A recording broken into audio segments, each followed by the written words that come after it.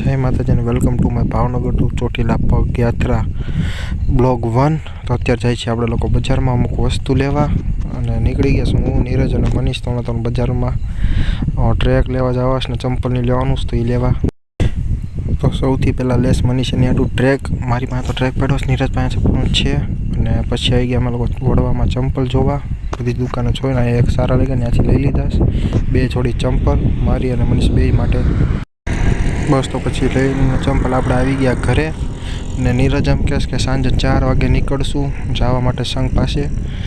અને હું બસ જો સાંજ પડી ગઈ ને દર્શન કરીને માતાજીના નીકળી જાઉં છું હવે હાલતા હાલતા ચોટીલા। અને નીકળી ગયા છે અમે ચોટીલા જવા મતલબ સંઘની પાસે, ત્યાંથી અમે ચોટીલા જઈશું। તો આપણે આવી ગયા કુંભારવાડા, અહીંથી આપણો સંઘ નીકળે તો આપણે આ લોકોની જોડે જ જવાનું છે ને સંઘ કાઢે છે કરલના દાદા જ તે સગા। અને બસ જો નીકળી ગયા અને સદ્ધુ ને એ બધા અત્યારે અડધે લગી અમને ઉતારવા આવશે માસાની, પછી એ લોકો પાછા રિટર્ન થઈ જશે ભાવનગર। તો અમે હાલતા હાલતા પહોંચી ગયા અત્યારે નારી ચોકડી ને અત્યારે હાલતા હાલતા આરામથી કંઈક 20 કિલોમીટર હાલી ગયા છે ને મારી તો હાલત ફૂલ ટાઈટ થઈ ગઈ છે ને આ લોકોનો જો ઉત્સાહ હજી ઓછો નથી થતો નીરજની ને એની બહેનનો।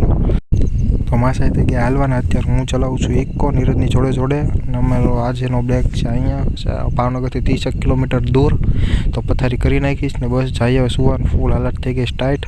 તો મળીએ કાલે નવા મિની બ્લોગ સાથે ચોટીલાના પગ યાત્રાના। જય માતાજી અને રાધે રાધે।